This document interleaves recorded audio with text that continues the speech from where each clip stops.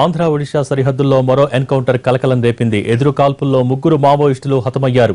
చిత్రకొండ పరిసరాల్లో గ్రేహౌండ్స్ దళాలు, కేంద్ర బలగాలు పెద్ద సంఖ్యలో కూంబింగ్ నిర్వహిస్తున్నాయి.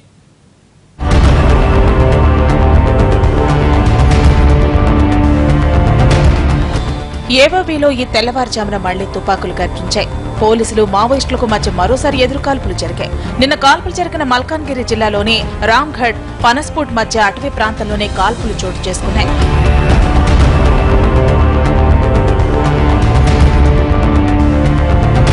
మరోవైపు మల్కాన్గిరి జిల్లా అటవీ ప్రాంతంతో కూంబింగ్ ముమ్మరం చేశారు పోలీసులు. ఏపీ నుంచి ప్రత్యేకంగా 4 ప్రత్యేక ప్లటూన్స్ కూడా రంగంలోకి దిగాయి. మొత్తం 4000 మందితో ఆంధ్ర ఒడిశా సరిహద్దును జల్లెడ పడుతున్నారు.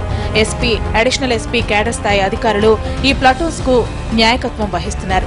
కటాఫ్ ఏరియాతో పాటు ఏఓపీ ప్రాంతాన్ని జల్లెడ పడుతున్నారు. 2 రోజులుగా అటు మావోయిస్టులు, ఇటు గ్రేహౌండ్స్ బలగాల మధ్య కాల్పులతో ఏఓబీ పరిధిలోని ఏజెన్సీ గ్రామాలన్నీ నివురుగప్పిన నిప్పులా ఉన్నాయి. గిరిజనులు భయం గుప్పెట్లో వణికిపోతున్నారు.